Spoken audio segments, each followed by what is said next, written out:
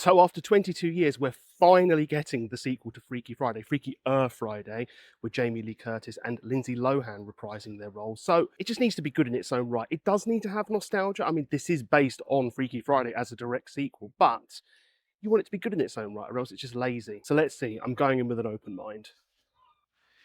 So there's lots to cover here, but Lindsay Lohan and Jamie Lee Curtis were front and centre, so that was tick for that bit. Yes, the new generation come in, but you don't want them to be insufferable too far forward and go, look, they're not going to be like 20 movies, it's not going to be the MCU. And just generally, I thought the casting was really good, so they got the balance right. And I'm going to start with the body swapping because that is literally the main thing of this entire film franchise.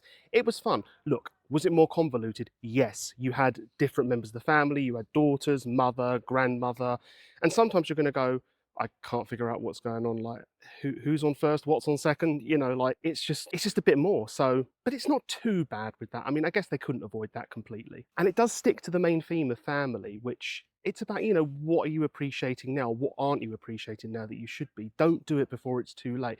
And all the characters go on a journey that, yeah, sometimes they split the characters into the daughters and then the mother-daughter, well, the original mother-daughter, Jamie Lee Curtis and Lindsay Lohan. And I'm not going to spoil too much, but one of them I was like, I could have done with less of this. And the other one I was like, give me more. But none of it was bad. Yeah, there's also, I mean, to an extent, an annoying amount of bad communication and miscommunication, but you have to have it to a degree with these films. Maybe it went a little bit too far at times, to the point where it's like, right, I get this has to be a thing, but that's just me. Maybe I'm being grumpy. And there was enough nostalgia in this movie. It wasn't overdone. I mean, this is a nostalgic film franchise, but you want to bring in new fans if you can. And look, there was a range of people in there, young, old, and everyone enjoyed it. The young kids enjoyed it. So even though sometimes I was looking at it and being like, was this written by older people to try and appeal to Gen Z, Gen Alpha? Didn't matter. It did the trick. So they even made a joke about it. I mean, I'm paraphrasing, but like, who wrote these jokes? Blah. And the cast did a good job. I've already mentioned Jamie Lee Curtis and Lindsay Lohan, but the whole cast did a good job. The love interest story was fine. They knew what they were. It does what it says on the tin, this movie, and it just does everything fine. As I said, not too much nostalgia, but enough nostalgia. I mean, everyone can get it, even if you haven't watched Freaky Friday. And it's nice to see another mid-budget comedy come out. Look, Happy Gilmore 2, Naked Gun, they're different to what this is, but they're all in that mid-budget comedy range that we used to get a lot of in the 80s, 90s, early noughties, and we just haven't until recently. And they seem to be doing pretty well. They're being reviewed really well. So despite the fact they're different, we're getting that genre back, and that's really nice. So can we get new ones in the future?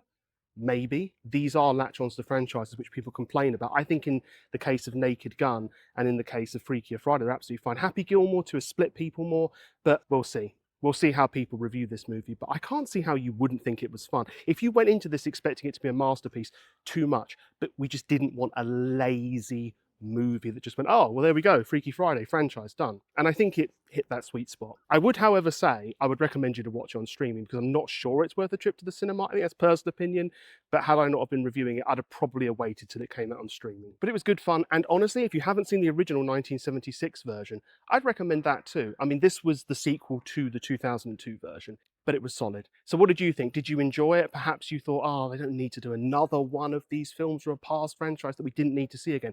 Who knows?